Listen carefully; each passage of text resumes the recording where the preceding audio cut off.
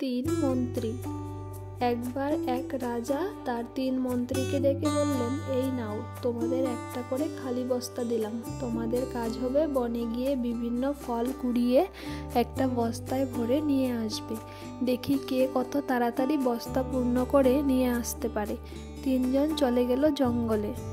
প্রথম মন্ত্রী চিন্তা করলো, রাজা বলেছেন তাই ভালো ভালো ফল কুড়িয়ে বস্তা পূর্ণ করি, এবং সে সেই মতো জঙ্গলের ভালো ফল কুড়িয়ে বস্তা ভরে ফিরে আসলো।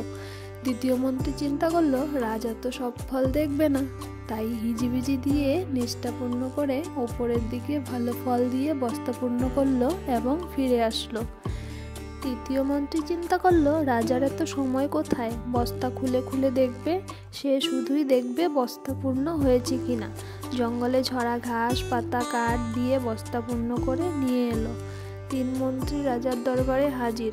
সবার বস্তা পূর্ণ দেখে রাজা তো বেশ খুশি হলেন। তিনি বস্তাগুলো খুলেও দেখলেন না।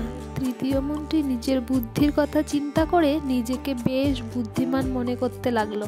রাজা একটু পরে সময় নিয়ে তার সিংহাসনে বসলেন এবং ঘোষণা করলেন, এই তিন মন্ত্রীদের তাদের বস্তাসহ 7 দিনের জন্য কারাগারে পাঠানো হোক এবং প্রত্যেককে আলাদা আলাদা কক্ষে রাখা হোক। এই 7 দিনে তাদের কোনো প্রকার খাবার দেওয়া হবে না। যেই কথা সেই কাজ, তিনজনকেই কারাগারে পাঠানো হলো। প্রথম মন্ত্রী এই 7 দিনে তার বস্তার ফলগুলো খেয়ে কাটিয়ে দিল। দ্বিতীয় মন্ত্রী তার যত ভালো ফল ছিল 2 দিন খেতে পারল। বাকি দিনগুলো পচা ফল খেয়ে কাটানোর চেষ্টা করলো, কিন্তু তিনি অসুস্থ হয়ে পড়লেন।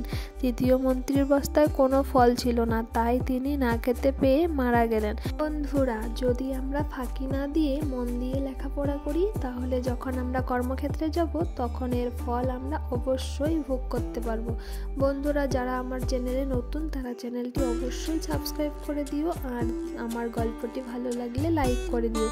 আজকের গল্পটি কেমন লেগেছে তোমাদের তা অবশ্যই কমেন্টে জানাতে ভুলো না। দেখা হচ্ছে পরের গল্পে। ততক্ষণ পর্যন্ত তোমরা সকলে ভালো থেকো, সুস্থ থেকো।